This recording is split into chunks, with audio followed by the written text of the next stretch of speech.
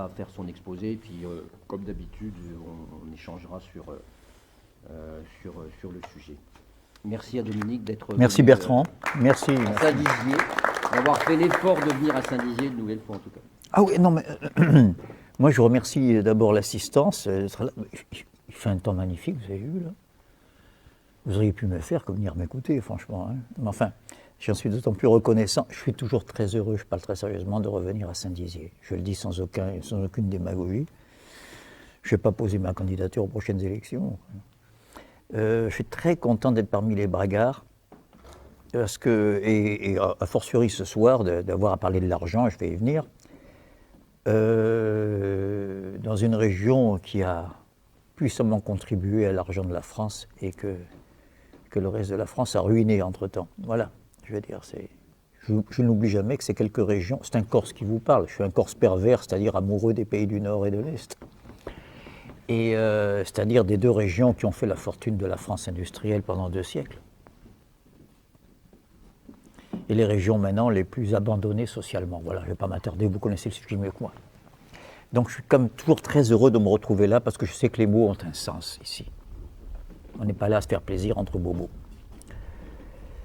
C'est la première chose. Deuxièmement, ah oui, vous pouvez me remercier d'être là parce que je viens de faire une conférence à Bergen en Norvège, une à Montauban, j'ai eu une grippe, j'ai failli laisser la peau. Et je me réjouis de continuer parce que là, j'aborde mon sujet là, le vrai malheur, la vraie misère, le vrai dénuement.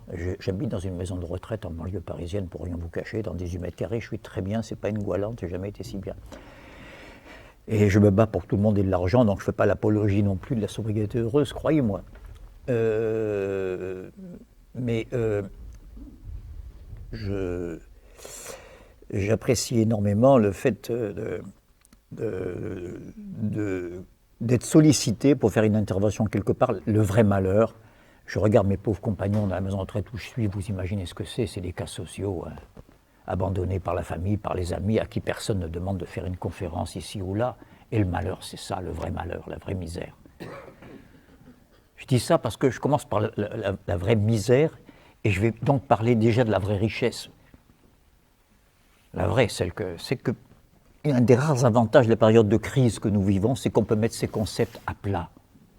Qu'est-ce que c'est la vraie richesse? Vous voyez ce que je veux dire là, hein? Je vous ai dit que je me battais pour que le maximum de gens ait le maximum d'argent, donc je n'ai rien contre l'argent, je vais y revenir, je ne le diabolise pas, je le divinise encore moins, ce n'est pas la question.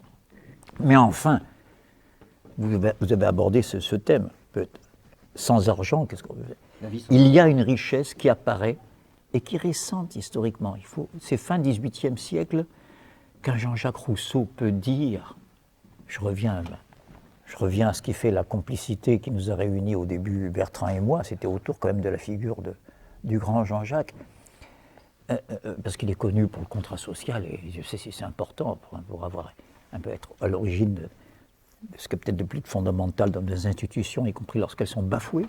Mais enfin, il y a aussi ce Jean-Jacques qui ose dire dans la 3e lettre à Malesherbes, Malesherbes c'est un brave type, c'est un type de l'establishment, comme on dirait aujourd'hui, de l'aristocratie qui voulait jouer un peu les interfaces entre Rousseau et ses adversaires. Allez, expliquez-vous, vous vous défendez mal. Qu'est-ce que vous trouvez à marcher dans la forêt, là? Oui, j'y arrive à la vraie richesse. Qu'est-ce que vous trouvez à marcher dans la nature? À l'époque, c'était pas évident. Un Voltaire fait un poème qui s'appelle Le Mondain, où il vante le luxe, les tapis, les belles femmes, les lustres. C'était ça, quoi. Et puis tout d'un coup, il y a ce vagabond, ce Rousseau là, qui nous parle du plaisir qu'il prenait à marcher en forêt. C'était tout récent, ça. Et voilà que, comme pour lui répondre à ce poème de Voltaire qui s'appelle Le Mondain, où Voltaire fait l'apologie du luxe, Voltaire a des qualités, hein. Mais enfin, là, je pointe un de ses défauts. Rousseau, dans sa réponse à Malesherbes, parle du paysage et il dit « L'or déjeunait, et la pourpre des bruyères me frappait d'un luxe qui touchait mon cœur. » Voyez, l'or déjeuner et gratuit, c'est gratuit, on ne peut pas vous le prendre, ça. Donc, quand j'ai commencé ça par le fait qu'il fait beau paysage, ce n'était pas une plaisanterie. Même le plus pauvre, on ne peut pas lui prendre. Il a, comme dit admirablement la langue, sa place au soleil. Voilà, après cette introduction, on me demande de parler mon lapsus, du lien entre l'argent et le sacré. Alors, ça paraît paradoxal. L'argent, c'est ce qu'il y a de plus dégueulasse, le plus sale. C'est ce qu'on nous apprend quand on est petit, quand on est bien élevé. Il faut se laver les mains. L'argent, ça passe par toutes les mains, c'est dégoûtant. Quel rapport avec ce qui est le plus éminent, Dieu, le sacré, quoi. Alors, plusieurs réponses pour l'instant en forme de... Je vais faire un peu comme à Colin Maillard, je vous brouille un peu, je vous mets le bandeau, puis je vous tourne un peu, parce que je n'ai pas la réponse, il faut accumuler des matériaux. Chez les sauvages, je fais exprès de dire les sauvages, non pas pour dire que c'est inférieur, mais pour dire que c'est les gens qui se sauvent. Regardez bien l'étymologie. Ils ont bien raison quand on voit ce qu'on a fait à l'arrivant. Bon, chez les primitifs, ce n'est pas des mots à moi, s'il faut les rigoureux, les sociétés sans écriture, vous savez, on veut parler à la fois correct et rigoureusement. Il y a ce qu'on appelle le totem, vous avez entendu parler, le fétiche. Pas tout à fait pareil, le totem c'est l'animal avec lequel le groupe a une alliance. J'avais un chauffeur, mais oui, je suis un fils de la coloniale, je suis né dans les valises de mes parents, un bon Corse, je suis né dans l'empire colonial. Il n'y a rien de plus corse que de naître au Vietnam ou en Afrique. Donc, et un jour, un des chauffeurs de mon père a failli nous tuer, il fait bombarder pour éviter d'écraser un python qui traversait la route. C'est parce que le python était son totem, donc l'allié de son clan. S'il le tue, lui, il va mourir aussi. Vous voyez, c'est ça le totem. C'est une alliance entre un animal. Chez nous, c'est pas si vieux, quand on dit qu'au football, le coq gaulois a eu raison du lion anglais. En général, c'est plutôt l'inverse, mais enfin. Je ne parle pas de l'ours de Berlin, vous voyez, Berlin, Berne, en Suisse, tout ça, c'est l'ours. C'est pas vieux, ces religions totémiques, c'est encore là. Bon. Et puis je ne parle pas de tous les aigles, les familles aristocratiques, vous savez, les Prussiens, la famille tsariste, là, c'est les aigles, les rapaces, qui viennent prendre nos récoltes. Nos femmes et nos filles. Voilà. Bon. Donc, chez les peuples sans écriture, il y a un objet qui incarne le totem, un objet en bois, vous avez entendu parler, statuette. Elle est toujours recouverte d'urine, de bave, de crasse. Oui, je commence à montrer l'étrange relation qu'il y a entre ce qu'il y a de plus élevé, ce qu'il y a de plus sacré, et ce qui réunit tout le monde. Parce que le totem, c'est valable pour tout le monde, le fétiche. Car l'argent, c'est quand même ce qui circule entre nous. C'est l'instrument de l'échange. Donc il a un rapport avec, comme c'est étrange, quelque chose qui apparemment n'a pas de rapport avec l'argent, mais qui intéresse beaucoup les philosophes depuis l'origine de la philosophie. Et pas seulement les philosophes, c'est le langage. Le langage, c'est ce qui circule. Regardez là, on communique parce qu'on a la langue française. C'est-à-dire une langue, laquelle s'inscrit dans un système humain en général qui s'appelle le langage. Eh bien, un poète français, un poète décadent, pas un poète ni prolétarien, ni révolutionnaire, je pense à Stéphane Mallarmé en fin de siècle, très décadent, qui écrivait des menus comme ça et qui faisait des comptes rendus de défilés de mode. Immense écrivain, je ne peux pas le caricaturer. Et qui a peut-être fait un des plus beaux textes sur la lutte des classes, que je vous le recommande parce que c'est sur Wiki, tout ça, ça s'appelle. Le titre, c'est Variations sur un sujet. Et il y a un sous-chapitre qui s'appelle Conflit, où il y a une lutte de classe avec des ouvriers de chemin de fer, là. Bref, c'est pas mon sujet, je ne m'attarde pas. Mais Mallarmé dit quelque part, là je reviens à mon sujet, vous croyez que je l'avais perdu, ne vous inquiétez pas. Parler n'a rapport aux choses que commercialement. Je le traduis en français, Mallarmé est toujours un peu bizarre. Parler n'a rapport aux choses que commercialement. Bon, passez-moi le sel, voilà. Parler n'a rapport aux choses. Sous-entendu, quand on est poète, les mots ont autre chose à faire que d'avoir un rapport aux choses. Parler n'a rapport aux choses que commercialement, et il ajoute « Encore qu'il suffirait pour chacun de poser en silence dans la main d'autrui une pièce de monnaie. » Vous voyez, il a vu très bien le rapport qui est entre l'échange verbal et l'échange monétaire. Alors je vous ai dit, l'argent, nous courons tous après, et c'est ce qu'il y a de plus vil. C'est déjà bizarre, ça s'appelle une ambivalence en psychanalyse. Ce n'est pas une ambiguïté. L'ambiguïté, c'est moi qui ne suis pas clair dans ma tête. Là, c'est une ambivalence. C'est la chose qui est contradictoire elle-même. C'est ce qu'il y a de plus élevé, et c'est ce qu'en même temps on foule aux pieds. Dans la fange, dans la boue c'est ce qui est sous nos pieds. Je dis la boue parce que Baudelaire, dans un magnifique hymne à Paris, à qui il doit tout, il a tout son amour et sa haine pour Paris, cette grande prostituée magnifique qu'est la capitale, dit ce vers magnifique, tu m'as donné la boue et j'en ai fait de l'or. Vous voyez l'inspiration poétique. On retrouve de nouveau la conjonction de ce qu'il y a de plus bas et ce qu'il y a de plus élevé. Voilà, pour l'instant, je développe ce côté-là grâce à mes primitifs, là, qui nous ont mis sur la voie. Eh bien, il n'y a pas que ça. Je passe à une référence, alors que vous connaissez, éminente, qui est dans la Bible, dans l'Ancien Testament. Où Dieu est tout près de quoi? Du veau d'or. Vous le savez bien. Moïse, il a un rapport direct à Dieu. C'est le premier qui lui parle, bon sang, ou plutôt qui l'entend. Question à 100 sous. Quels sont les premiers mots que l'Éternel adresse à Moïse? Avant même les 10 commandements, avant de dire « je suis celui qui suis », quels sont les tout premiers mots, si quelqu'un s'en rappelle, que Dieu adresse à l'homme en plein désert? Enlève tes sandales, car tu es sur une terre sainte. Il y a un sol profane, nous le foulons tous, vous voyez, je continue à la métaphore de ce qui est sous nos pieds, et puis il y a un sol sacré. Je ne l'ai pas sur moi, je l'ai sur ma tablette, mais je ne peux pas vous faire des projections, mais il faut avoir vu ce que c'est qu'une mosquée. Je dis une mosquée parce que dans le désert, c'est souvent des pays islamiques. Hein. Je parle du désert en Afrique noire, je ne connais pas l'Afrique du Nord. Vous voyez une mosquée des fois. Alors vous imaginez des minarets. Non, c'est des mosquées de bergers, des gens qui ont 15 chèvres, de rien du tout, mais qui font leur prière dans la journée. Et donc ils mettent un petit rond de cailloux par terre, avec une petite entrée, et on laisse les sandales avant. Il n'y a personne pour les fliquer, il n'y a pas d'imam, il n'y a rien. Vous voyez, enlève tes sandales, car tu es sur une terre sainte. Ça, c'est Moïse, le sacré. Il ne fait pas de politique, là, il fait du religieux. Puis après, il fait de la politique, il veut s'adresser au peuple qui était resté en bas, là. Vous connaissez votre histoire, le peuple juif qui est en bas, là.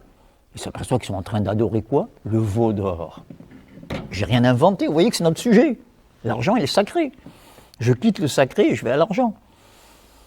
Et heureusement qu'il y a son frère Aaron, le politique. Un musicien contemporain, Schoenberg, qui a écrit un admirable opéra qui s'appelle Moïse et Aaron. Enfin, Aaron qui dit, mais tu sais pas leur parler, laisse-moi faire. C'est ce qu'on appellerait maintenant le chercher de communication. Mais oui, ben, non, mais il est correct, Aaron, il prend Dieu au sérieux, mais tu ne sais pas leur parler. Toi, tu sais parler à Dieu, tu ne sais pas parler aux hommes. Vous voyez, hein, je vous saoule un peu, mais je fais exprès de prendre des exemples différents pour montrer que ce n'est pas d'aujourd'hui qu'il y a un lien entre l'argent et le sacré. Alors, premier bilan, pour rester maintenant clair et logique, et ne pas nous noyer dans les images, dans les deux cas, je l'ai dit, pour le langage et l'argent, ce sont des instruments de l'échange. L'échange entre les hommes, entre les êtres humains. Et là, je suis obligé d'aborder une autre détermination plus récente dans l'histoire de la pensée, je pense à la psychanalyse. Je pense en particulier à une avancée incroyable de Freud. Freud avait remarqué que ses patients, on croit souvent que Freud il a des théories comme ça, qui plaquent. Freud est obligé de se rendre à l'évidence quand pour la 3000e fois des patients différents utilisent les mêmes symboles pour les mêmes problèmes, c'est qu'il se dit qu'il y a quelque chose là, il y a quelque chose. C'est pas lui qui invente. Hein. Or, en l'occurrence, rapprochement entre quoi et quoi? Pardon, hein, mais c'est pas moi. Entre l'argent et l'excrément. Et oui, ça semble bizarre. Vous voyez, je fais une parenthèse avant de continuer sur Freud, exprès pour vous montrer que ce n'est pas des fantaisies. Il y a une pièce de Jean-Paul Sartre, je multiplie les références, ce n'est pas pour vous saouler, mais pour vous dire que ce n'est pas fortuit tout ça, qui s'appelle Le diable et le bon Dieu. Voilà, je ne suis pas un sartrien, encore que je pleurerais pour avoir un quart de Sartre par rapport aux abrutis qu'on nous sert maintenant à France Culture. Enfin, je pense à Onfray et compagnie, vous savez, les philosophes qu'on nous sort sur les plages chaque mois de juillet. Là. Vous entendez le reflux de la mer, là, puis il y a Onfray qui vous parle. Bon, bref. Donc, Sartre, quand même, est respectable. Pas que. Franchement, ils prennent leur part, ils sont les enfants, de plein de choses. Voilà. Et pourquoi j'en parle?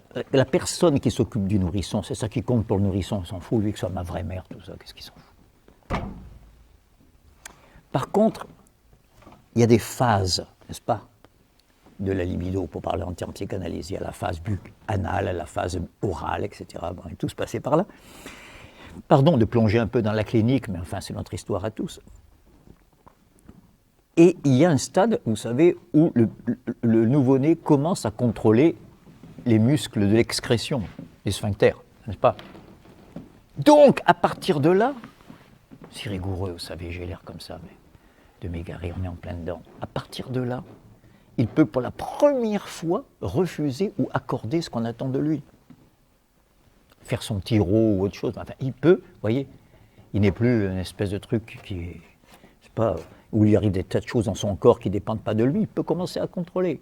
Et donc accorder à la personne qui a le plus d'importance pour lui ce qu'on attend de lui. Donc, c'est pas si étonnant, pas que cette marchandise, car c'est la première marchandise, si vous regardez bien. C'est-à-dire quelque chose qui a de la valeur. Je suis en plein dans Marx, là, je passe de Freud à Marx. C'est quoi une marchandise? C'est pas seulement un objet qui a été travaillé. Moi, je peux m'amuser à travailler pendant toute la journée sur un arbre, à écrire « Domi est amoureux de Nicole ». Ça n'aura pas de valeur marchande, parce que ça n'a de valeur que pour moi. Même Nicole, elle s'en fout. N'est-ce pas? Donc, une marchandise, c'est quelque chose que je peux aller échanger au marché. C'est-à-dire, une marchandise n'a de valeur que si elle a un usage pour un autre que moi. Si je fabrique une cuillère en bois ou un truc, quelque chose qui est utile quoi, à un autre que moi. D'accord? Alors là, pour la première fois, entre les deux protagonistes du premier échange, vous voyez, il y a la possibilité d'accorder ou de refuser. J'ai l'air comme ça de m'attarder sur ça, accorder et refuser. Mais regardez ce qui s'est passé entre l'Allemagne et la Grèce. Il n'y a pas si longtemps. L'Allemagne ne voulait rien accorder. C'était d'accord. Pas de dépenses. Luther. Protestantisme. Mais ça, c'est la constipation. Le contraire, la dépense démesurée, c'est la diarrhée. On ne dit pas la diarrhée, on dit le laxisme économique. Laxisme, L-A-X, laxatif. Non, mais vous voyez, la langue le sait, tout ce que je dis. Je ne parle pas au hasard. Donc voilà, hein, entre le plus élevé, le sacré, et l'argent, il y a de vieilles complicités. Et je donnerai maintenant un exemple plus élaboré littérairement. Vous savez que j'ai un fait pour Gérard de Nerval, je rate jamais une occasion de le caser, hein. Donc je vais en profiter là. Il y a une nouvelle de lui, c'est un écrivain admirable. Vous savez qu'il est mort fou et suicidé, et que c'est un des premiers poètes maudits, je situe en gros au milieu du 19e siècle. Voilà, mais beaucoup plus discret que les Baudelaire, tout ça. C'est pour ça qu'on a mis beaucoup plus de temps à en parler. Il était discret d'une manière suicidaire, c'est le cas de le dire. Donc, avec une prose admirable, que Proust admirait beaucoup. Et donc, on n'est pas là pour faire un cours de littérature. Nerval, dans sa nouvelle la plus connue, Sylvie, le pitch, comme disent les journalistes, je vous le résume très vite, ça, le narrateur est un héros qui prend un peu de distance avec la génération romantique. La première phrase, c'est je paraissais tous les soirs aux avant-scènes d'un théâtre en grande tenue de soupirant. Vous voyez, une auto-ironie déjà sur les héros romantiques qui vient aimer une actrice. C'est banal tout ça pour l'instant. C'est-à-dire un être inaccessible. Bon. Et bien sûr, donc, il nous parle de l'actrice, qu'elle est sublime, etc., qu'il n'a jamais osé lui parler. D'ailleurs, il vaut mieux ne pas lui parler, c'est un rêve, un mirage, etc. Tout ça, c'est des thèmes, je ne m'attarde pas. Chacun connaît bien tout ça. Et puis, le théâtre, la pièce est finie, donc il se retrouve avec un de ses amis dans une bande là, au théâtre, et un de ses amis lui dit « Tiens, ça fait plusieurs fois que je te vois venir au théâtre toujours tous les soirs, pour laquelle y viens-tu » Pour laquelle il ne me semblait pas qu'on puisse venir ici pour une autre. Et il dit « J'indique le nom de l'actrice, ça sera plus tard, s'appelle Aurélie, peu importe. » Et l'ami lui dit « Ah ben tu vois, voilà, tu vois le jeune homme là, avec qui elle est là, je veux dire, qui va la raccompagner, Selma. La place est prise. » Il dit, c'est possible.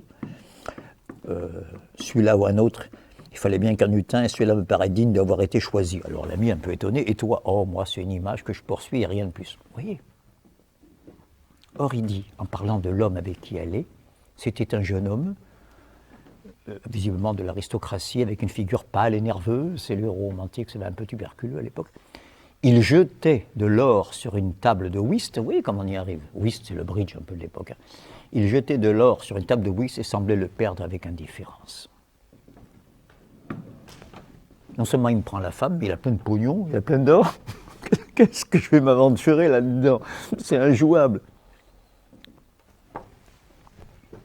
Ah non, non, mais ce n'est qu'un début, la suite. Après, il passe dans la salle, vous savez, dans les théâtres à l'époque, il y avait des salles de lecture avec les journaux du jour. Hein. Il regarde en rêvassant et il s'aperçoit au cours de bourse qu'il vient d'hériter, mais il vient, ça y est, c'est un héritage de son oncle, c'est des titres en bourse qui viennent d'être valorisés. Alors, il se retrouve tout d'un coup plein d'or. Vous voyez que je ne quitte pas mon sujet. Et il se dit, que dirait maintenant le jeune homme de tout à l'heure si je venais prendre sa place près de l'actrice admirée que je vais... Et puis tout d'un coup, l'auteur Nerval dit, non, ce n'est pas ainsi, ce n'est pas à mon âge. Comment il dit? Qu'on tue l'amour avec de l'or. D'ailleurs, ceci est une idée d'un autre siècle. Quelqu'un écrit, là, dans les années 1840, l'autre siècle, c'est l'Ancien Régime. Jusqu'à l'Ancien Régime, jusqu'à nous, jusqu'à la modernité. La modernité, c'est tout ce qui succède à la révolution industrielle anglaise et la révolution politique française. J'y vais à coups de hache, mais enfin, en gros, on peut se mettre d'accord là-dessus, c'est-à-dire c'est nous. Mais et à une époque, j'ai bien connu, vous savez, je vous ai dit l'Afrique, le tiers-monde, des pays qui en sont encore dans l'Ancien Régime, dans l'ancienne mentalité, où celui qui a l'argent peut avoir tout. Et, pardon, il faut que j'ai mon sac, là, qu'est-ce que j'en ai fait, mon sang? J'avais un sac, un sac en plastique vert. Je suis désolé, mais je l'avais amené à... Il y a une citation de Marx dont j'ai besoin. Qui serait là-haut? C'est à moi, ça. Si je sème tout partout, merci. Comme ça, j'ai vu ça, j'ai dit, On va le rechercher. C'est à cause de ton vin. Oui, bon. Poursuis le propos. C'est parce que j'enchaînais très bien sur le texte. Non, mais je ne l'ai pas amené là-bas, il doit être par là. Hein. C'est un sac en plastique verdâtre, enfin bref. Et tout ce qui est plus ordinaire. Vous n'êtes pas à la cuisine des fois? Vous embêtez pas, excusez-moi. Donc c'est dans l'ancien monde, vous voyez, plutôt que des discours, je prends un exemple. La fille du gardien, quand j'étais au Niger, un des pays les plus pauvres du monde, me disait, Pagani, il faut m'acheter du chocolat, comme ça je vais grossir. Oui, mesdames, hein, je regarde les pharmacies, tout est fait pour maigrir. Je vais dire une pharmacienne une fois, il n'y a rien pour moi chez vous. Moi, j'essaie de grossir, il n'y a rien pour moi. Elle me dit, vous avez raison. Mais il y a encore c'est ça l'ancien monde, où celui qui est gros, c'est celui qui mange à sa faim. Celui qui mange à sa faim, c'est celui qui protège. Celui qui protège, c'est celui qui nous sort du néant. Je ne juge pas moralement ça. Qu'est-ce que je vais juger, moi? La fille de mon gardien avait 9 ans, elle était une splendeur. La télévision voulait la prendre pour faire des pubs. Et mon gardien disait devant ma copine qui tordait le nez, elle est pour toi, tu es mon patron.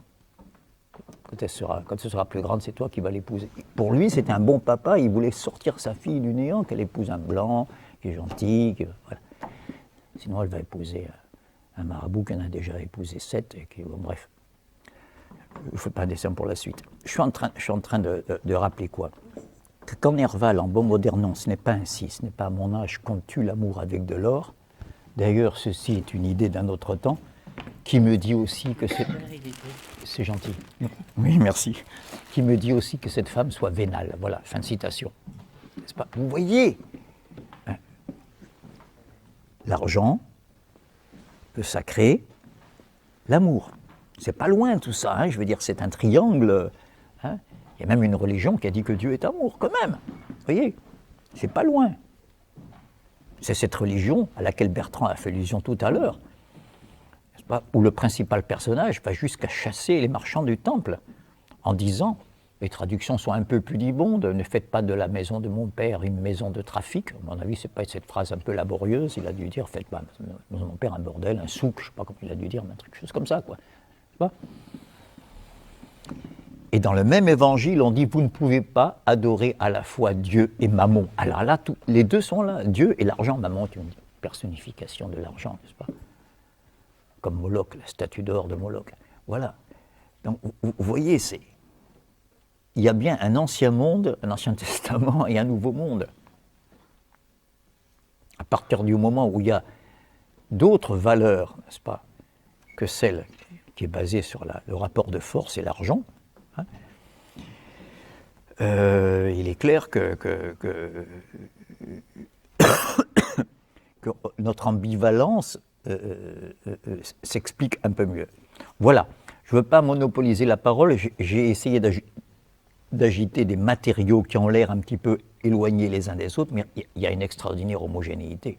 Depuis le fétiche, je résume, n'est-ce pas, qui est couvert d'urine, d'excréments, de machin, tout ce qui est infâme parce qu'il est tabou. Tabou, vous savez, c'est ce qui attire et repousse en même temps. Ça a été étudié en anthropologie, tout ça, n'est-ce pas? C'est le sacré. Mais faites-moi plaisir, si vous trouvez dans une bibliothèque le Gaffio, le gros dictionnaire de latin, là, vous savez.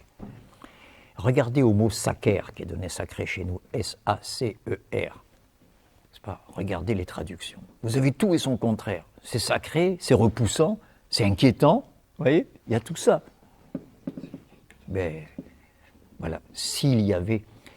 Maintenant, c'est moi qui prends cet exemple. Ce n'est pas une référence littéraire ni philosophique. Quand il y a un chantier, une belle villa qu'on est en train de construire ou un immeuble pour une grande entreprise, voire une banque, s'il y avait marqué sur les panneaux, vous savez, les panneaux, il y a marqué général, le conseil général a donné tant, le conseil régional a donné... C'est très bien, hein. Moi, je suis pour la transparence, mais je trouve que ça va pas assez loin, la transparence. Moi, je voudrais qu'on dise comment l'argent qui permet d'acheter ça a été gagné. Ben, comment ça a été gagné, l'argent? D'accord? Par combien de guerres civiles, combien de millions de morts il a fallu pour capitaliser ce qu'on est en train de construire, là? Non, mais je diabolise rien. Je suis né au Vietnam. Oui, hein. C'est pas compliqué ce que je dis, mais combien il a fallu de millions d'heures de travail non payées, sous-payées, hein. Je rappelle ici, puis qu'on parle de l'argent, on est au cœur du problème, que la théorie de la plus-value chez Marx, dont Marx disait, c'est bizarre, pas un agrégé de philo, il met 48 heures à ne pas la comprendre. Un ouvrier la comprend tout de suite. Bizarre. Pourquoi? Parce que tout le monde croit que dans plus-value, il y a plus. Ce qui n'est pas faux. Mais donc, du coup, que le patron, c'est celui qui cherche le maximum de bénéfices. C'est pas faux non plus qu'il cherche le maximum de marge. Seulement, voilà, il ne fait pas ce qu'il veut. Pourquoi? Ben, vous savez bien, parce que malheureusement pour lui, il n'est pas le seul patron sur le marché du travail. Il y a d'autres patrons concurrents, donc il ne peut pas faire un prix exorbitant non plus. Vous êtes d'accord?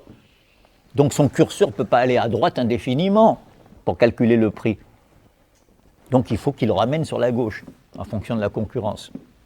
On est d'accord jusque-là? C'est bizarre l'histoire du curseur. Jusqu'à l'arrêter où? Ah ben voilà le problème de la plus-value. Jusqu'à faire un moins. Vous ne pouvez pas sous-payer la machine. Vous ne lui donnez pas l'huile qu'il lui faut, elle grince tout de suite, elle est foutue. Un patron sait très bien, un patron, je pense, c'est une extraction, une direction, des experts, savent très bien calculer le temps qui fait que cette machine s'use, hein, chaque jour pendant qu'elle produit des objets, c'est déjà calculé, n'est-ce pas, la part de l'usure dans le prix de l'objet, vous inquiétez pas, tout ça est bien amorti.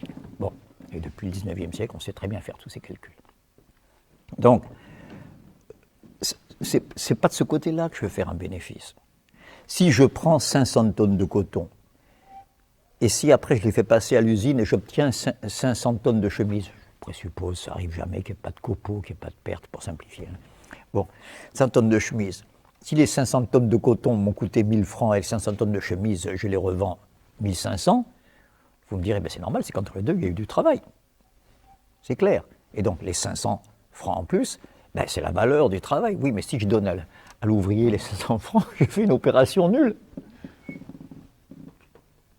Je ne gagne rien là-dedans. Le seul domaine où je peux faire un plus, c'est en faisant un moins. Voilà le secret de la plus-value. C'est en faisant travailler l'ouvrier au-delà du temps qu'il lui suffirait pour acquérir ce pourquoi il était venu, reproduire sa force de travail. Enfin, écoutez, franchement, au Front populaire, on est passé aux 40 heures, non? 40 heures. Maintenant, on en est à 35. Oui, 35, 39, ça dépend un peu, oui. Légalement. D'accord. Où est passée la différence? Pendant ce temps, la productivité, elle a été multipliée par 1327. On devrait travailler 2 heures par semaine, presque. Enfin, 2 jours par semaine et 2 heures par jour. Enfin, Je vous dis ça parce qu'il y en a qui trouvent que vous êtes tous des flemmards, vous savez, on l'a évoqué tout à l'heure, des parasites, n'est-ce pas Isabelle? Plus on se crève à la tâche, plus on dit que vous êtes des flemmards et des parasites. Hein. Ça, c'est une loi. Moi, j'ai connu les Français d'Afrique qui disaient les nègres, c'est des paresseux. Pendant ce temps, il y avait les dockers d'Abidjan qui transportaient leurs bagages sur leur dos. Alors, vous voyez, la plus-value, elle vient en fait d'un moins. Pour que je m'en sorte, moi, employeur, il faut que je ne paye pas le travail à sa valeur. Il faut que je le paye en dessous. Il faut qu'il travaille pendant tout un certain temps pour moi et non plus pour lui. Et plus la productivité augmente, plus les machines se perfectionnent. À notre époque, elles n'ont jamais été si perfectionnées. Plus je fais la bascule. C'est pas très mystérieux tout ça. Il y a bien du sacré là. Marx parle bien du rapport fétichiste à la marchandise. Vous voyez, j'étais parti de mes sauvages. Et voilà que Marx dit qu'il y a cette bouteille en tant que valeur d'usage. Bon, elle sert au fait que je vais m'en servir d'ailleurs. Voilà, la valeur d'usage, c'est ça. Mais ça, c'est pas sa valeur d'échange. La valeur d'échange, c'est ce contre quoi je peux l'échanger. Elle fait un xième de paquet de cigarettes, je dis n'importe quoi, elle fait tant de paquets de chewing-gum, et elle fait un tantième de ta voiture, je veux dire. Ça, c'est sa valeur d'échange. Alors là, toutes les marchandises sont comparables. Pourquoi? Parce qu'en tant que marchandises, elles ont toutes cristallisé du travail humain. C'est ça le point commun à toutes les marchandises. C'est pour ça que quand vous faites un château de sable sur la plage, on ne vous demande rien, parce que le sable, c'est gratuit, là. C'est pas vous qui l'avez produit, le sable. Voilà. Les produits, quand vous le volez sur la plage, pour les faire du bâtiment. Hein. Ah, ça devient une marchandise. C'est du boulot. Voilà. Je dis ça parce que je viens de voir un reportage, vous avez peut-être vu des populations parmi les plus pauvres qui soient, je ne fais pas dans le misérabilisme, hein, je déteste ça, mais dans les îles du Cap-Vert. Oui, l'archipel du Cap-Vert. Oui, tu l'as vu? Bon, il faut penser aussi que ça ne coûte rien, mais que ça rapporte quand même, parce qu'à la fin, c'est pas donné gratuitement. Ah, mais c'est les entreprises du bâtiment qui payent, vous voyez à quel prix? Des misérables mères de famille, des grands-mères, tu as vu l'âge, quoi. Oui, les filles qui sont sur les flots, là, comme ça, à essayer d'apporter un peu de sable à un revendeur, vous voyez, pour des roupies de rien du tout. Et à la fin, ça provoque l'érosion des falaises. Voilà. Et puis il y avait bien sûr un écolo qui était furieux. Tu vas leur donner quoi à la place, toi? D'accord? Fais une loi sur tes négriers du bâtiment, là. D'accord? Qui les dispense de faire ça. Et après, parce que c'est juste qu'ils ne culpabilisaient pas les bonnes femmes d'aller chercher le sable sur la plage. Quand même. Voilà. Je referme ma parenthèse. Pardon, c'est mon côté anti-écolo. Tu es habitué. J'adore l'environnement, mais j'aime pas qu'on le naturalise. On devrait expliquer ça à l'école primaire, ce serait trop long. La différence. Ben oui, quand je regarde votre campagne ici, là. Campagne, ça vient de campus qui veut dire champ. Un champ, c'est du travail, c'est pas de la nature, c'est de l'homme, ça. Je respecte parce que c'est de la sueur humaine, c'est de la culture, c'est de l'intelligence aussi, parce qu'il faut être intelligent pour faire un champ. Pas seulement avoir des muscles. Pas faire une table, il faut être intelligent. Voilà. Donc, quand je regarde les paysages, on va vers la Meuse ou bien vers le... Ouais, oui, ou au contraire, vers les Ardennes, là. On a le choix chez vous, là. Dès qu'on bouge, on change de région chez vous, là. C'est tout le charme. Je vois un compromis tout le temps entre la nature puissante qu'elle a avec ces magnifiques forêts, n'est-ce pas, et le travail qu'il y a dessus, de bûcherons, de scieries, donc à partir du bois d'usines de cellulose, etc. Bon, plus, bien sûr, l'agriculture. C'est du travail, et tout ça, ça fait le paysage, c'est pas la nature, c'est un compromis magnifique entre... Il faut des milliers d'années pour transformer la nature en paysage, voilà ce que je veux dire, n'est-ce pas, hein, la plaine d'Alsace, quel boulot, hein, quand même, parce que les grandes forêts, c'est les Vosges là-haut, mais quand on descend, hein, le vignoble et tout, quel boulot, hein, voilà, je parle pas chez moi en Corse, hein. Et oui, on dit qu'on est flemmard, mais enfin, si vous êtes... Ah ouais, tout de suite vous rigolez, je vais vous dénoncer. Hein. Ah non, ici je parle librement, ne vous inquiétez pas. Quand vous regardez les cultures en terrasse chez nous, vous savez, on voit des cultures en terrasse qui vont jusque dans les endroits où les chèvres osent à peine s'aventurer, des abîmes. Ça veut dire qu'à l'époque, il y avait la faim. On n'allait pas chercher la baguette à Super U, il fallait produire là, sur place. Et à ce moment-là, ils n'étaient pas flemmards, les Corses. Ils sont devenus flemmards à cause de vous. Quand le tourisme balnéaire a commencé et qu'ils sont aperçus qu'en louant mon garage à une famille d'Allemands, je faisais fortune dans l'été, n'est-ce pas? Je prolonge ma parenthèse, c'est intéressant sociologiquement, vous voyez. C'est que c'était les voyous chez nous qui avaient des propriétés sur la côte, traditionnellement. Parce que la côte, c'est ingrat chez nous. Il n'y a pas d'eau, il y a des moustiques, il y avait le paludisme, c'était tout ça avant la guerre, hein, avant le tourisme balnéaire. Donc, pour déshériter un fils, on lui disait, tu iras sur la plaine crever de soif, vous voyez. Là, les plaines côtières. Et c'est ceux-là qui ont fait fortune, bien sûr, avec le tourisme balnéaire. Vous voyez, c'est les mauvais garçons. Ne jugez pas les Corses. À ceux qui vous accueillent sur la côte, essayez de louer un peu en amont dans le village qui est un peu au-dessus, ce sera beaucoup moins cher, les gens seront beaucoup plus accueillants, plus sérieux. Je fais du racisme intra-corse, là. Voilà. Donc, vous voyez, il faut des millénaires d'efforts humains pour transformer la nature en cette chose admirable qu'est le paysage. C'est pour dire, quand je suis anti-écolo, je ne suis pas contre le décor, au contraire, hein, c'est pour le respecter. Mais je respecte, voilà, quand je vois une chapelle romane dans un champ de blé, ni le champ de blé ni la chapelle ne sont de la nature. C'est de la dépense musculaire et intellectuelle. C'est magnifique, voilà. Hein, c'est un rappel que je fais ici. Donc, j'ai pris cet exemple-là. Je suis parti de nos fétiches via la psychanalyse. Et le premier échange entre le nourrisson et sa maman, j'ai rappelé tout de même que c'est pas un hasard si la première fois qu'on parlait de valeur d'un objet qui tout d'un coup acquiert de la valeur parce qu'un autre que moi l'attend, n'est-ce pas? Et donc, il pouvait y avoir confusion de ce qu'il y a de plus élevé et de plus innommable. Voilà, je ne veux pas me répéter, donc là, je repasse la parole à la salle parce que je suis sûr que les uns les autres, vous avez des questions sur une partie que j'ai dit. Sinon, je peux reprendre. Oui, Hervé. Ben, c'est un peu comme les tableaux. Certains, ils voient un Comme truc, les, pardon? Les tableaux. Oui. Certains, ils voient un truc qui n'a pas de prix.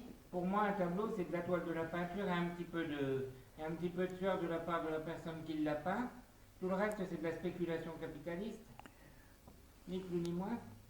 Tu veux dire la valeur marchande du tableau? La valeur d'un tableau, pour moi, c'est... Comment on détermine la valeur d'un tableau?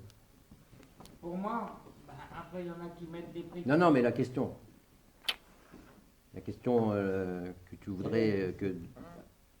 Ben, la question, comment peut-on attribuer une valeur à un objet alors que Voilà. ça n'a que, pour moi, que la valeur des matériaux qui le composent, quoi. Pourquoi ça vaut rien, quoi, là, et un Picasso... Ah, je sais pas, tu exposes ça à la FIAC. Hein. Ça aurait une cote phénoménale, quoi. sur la valeur. Là, tu abordes un domaine délicat qui est la valeur des œuvres d'art, ce qui est encore un secteur, c'est compliqué. C'est de la spéculation. D'accord? Un des musiciens classiques les plus vendus dans le monde, c'est Mozart. Hein, je dis une banalité, d'accord? Oui, j'aime bien D'accord. parce que Tout le monde connaît Tadadam, c'est même des jingles qui viennent de Corée ou de Samsung. Quoi? C'est pas vrai? C'est vrai. c'est vrai. Or, Mozart, tu peux même pas aller sur sa tombe, il est enterré à la fosse commune tellement qu'il est mort pauvre. C'est vrai. Alors que le premier, je dis n'importe quoi, rockstar, rappeur venu, je parle de ceux qui ont percé, hein, parce qu'il y en a des milliers qui sont très bien, qui sont excellents et qui ne percent pas. Mais, bah, quoi? Ben oui, il dit, bah, je suis le génie du siècle, moi, et je me bastonne dans l'aéroport avec l'autre, là. Oui ou non? C'est ça. Parce que leur coach leur a dit, tapez-vous un peu dessus, parce que ça commence à baisser les ventes. Il faut relancer. C'est difficile d'évaluer le domaine de l'art en valeur. Parce que je ne suis pas tout à fait d'accord que ça se limite à la valeur des tubes de peinture que j'ai achetés. D'accord? Mais c'est une valeur extrêmement difficile à évaluer. Premièrement, un peintre, même de génie, un peintre maudit que personne n'achète ses toiles, peut au moins contempler ses œuvres dans sa soupente. C'est vrai. Alors qu'un architecte, un musicien comme Mozart, ces dernières symphonies qui sont les plus jouées, il les a jamais entendues parce qu'il faut payer 80 musiciens là. Réunir un orchestre, vous voyez? On pense jamais à ce genre de détails, mais il n'a jamais entendu les symphonies que tout le monde connaît. Tout comme Beethoven. Mais oui. Bon, qui avait un peu plus d'argent, mais un petit peu plus à peine. Voilà. Hein, je ne parle pas de Moussorski qui est mort dans le caniveau avec de l'alcool. Je parle, voilà. Je pourrais multiplier les exemples. Mais il y a une disproportion entre l'extraordinaire valeur artistique de leurs œuvres et la valeur marchande qui dépend un peu de la spéculation, des modes. Je suis bien d'accord avec toi. parce que je réponds à ta question bêtement, mais qu'est-ce qui détermine, la question de Bertrand, pardon, la question n'était pas bête, qu'est-ce qui détermine la valeur du tableau? C'est une séance de vente chez Christie's, hein, C'est vrai? hein, ou à la salle de Roux, hein. C'est ça qui fait la valeur tout d'un coup aux enchères. Oui, c'est vrai. Voilà. Non, c'est un petit peu comme, comment je dirais, comme, il n'y a qu'une personne en fait qui s'est enrichie avec Mozart, c'est la personne qui a recensé toutes ses partitions. Köchel. Michel, il me semble. Oh, il n'y a pas que lui, hein. Non, mais Les pâtés Marconi, les Philips avec Mozart, ils ont fait de l'argent. Premier enrichi. Oui, bon, oui, bien sûr. Bon, tant mieux. Moi, je suis pour que les gens aient de l'argent, c'est pas la question. Mais voilà, avec Mozart, il n'y en avait pas. Il en a gagné, hein. Claquet est un peu moineau, hein. Ouais, c'est les toutes premières fois que quelqu'un s'émancipait de la tutelle féodale. Enfin, vous connaissez votre histoire. Mozart, c'est le premier moderne, dans ce sens-là, qui dit, moi, j'en ai marre de travailler pour l'évêque sur commande. Ouais. Le résultat, il a fini à la fosse commune, hein, quand même. Voilà. C'est intéressant de rappeler que l'art a un statut à part, n'est-ce pas? Comme dit Gérard Nerval, que j'aime bien citer, nous, les poètes, nous, les pauvres poètes toujours, et les poètes pauvres souvent. Voilà. Donc s'il y a des... Oui, Élise. Non, mais juste, je pensais à ce que ça m'a fait penser ce que tu disais. La scène Don Juan et du pauvre, où il y a vraiment la scène de la sensation où Don Juan montre le louis d'or au pauvre et qui dit à Don Juan, non, monsieur, j'aime mieux mourir de faim. Je suis sûr que ta question contiendrait une crasse. Et également, J'ai oublié, effectivement, j'ai oublié. je veux dire tout ce que tu as oublié. L'ère des bijoux. C'est vrai, c'est vrai, c'est vrai. Non, mais c'est très bien le passage qu'elle cite de Don Giovanni. Et Élise est agrégée de lettres, elle me fait honte, là, parce que j'ai oublié. Mais non, ben, elle a tellement d'exemples à citer aussi. Hein. Puis je deviens vieux, je perds la mémoire. Il y a cette scène extraordinaire. Tout à fait.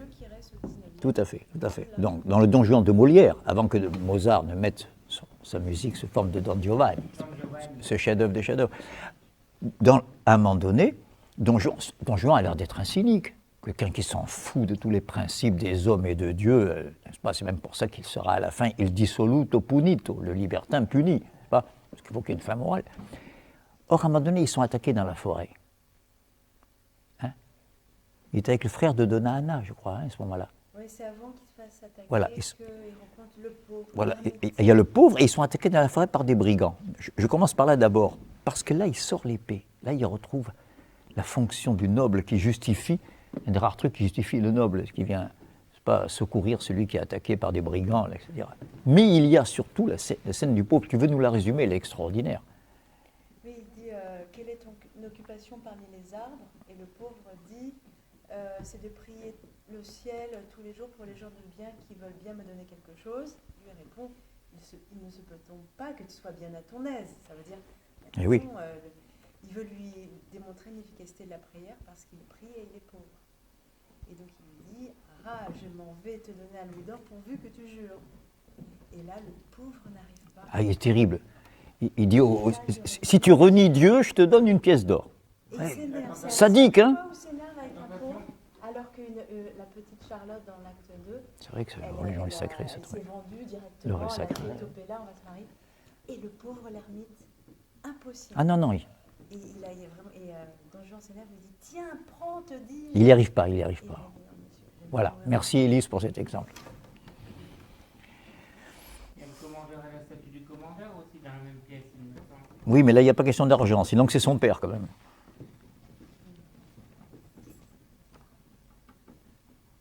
Qu'est-ce qu'il y a, si vous avez des remarques, n'hésitez pas hein, sur le thème sacré argent. Bon, Élise bouillonne, donc là, c'est sacré pour ça. Non, c'est juste que par rapport aussi au thème de la prostitution, une grande partie des pièces faites pendant la Terreur, pendant la Révolution, les pièces de théâtre, c'était sur la contestation du droit du Seigneur. Oui, le droit de cuissage. Droit de cuissage, qu'ils appelaient droit du Seigneur. Je rappelle que pendant tout l'Ancien Régime, le Seigneur, en droit, même s'il se faisait de moins en moins à la fin en fait, n'empêche qu'en droit, il pouvait dépuceler la promise avant le fiancé, en tant que Seigneur. Bah oui, tant qu'à faire. La femme est la première marchandise, si vous regardez bien dans l'histoire. Marx l'a dit, hein, la première division sociale du travail, c'est l'homme et la femme. Pardon, je t'interromps une seconde, je creuse, mais à partir du moment, parce qu'il y a des raisons matérielles à tout ça, hein, à partir du moment où la femme, je passe à la préhistoire, était enceinte de 8 mois, elle n'allait pas courser le mammouth avec les hommes. Hein. Donc il y a eu un partage des tâches, où la femme restait là, où l'accouchement pouvait survenir à tout moment, donc elle préparait le repas pendant que les autres étaient à la chasse. Voilà, je m'insurge un peu contre un certain féminisme bobo, je lutte pour le vrai féminisme, hein. Mais je veux dire, il n'y a pas de méchants hommes contre des femmes, je veux dire, c'était un partage des tâches, c'était les pauvres airs, les hommes comme les femmes à l'époque, n'est-ce pas, qui se partageaient.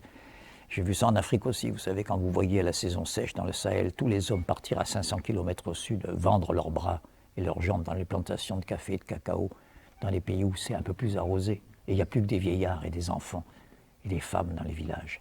Et vous voyez que c'est un partage de la misère, il n'y a pas un méchant contre un gentil. Hein. Même si, je le précise pour être honnête, toute chose restant égale par ailleurs, c'est toujours la femme qui morfle le plus. Hein. Ça c'est clair.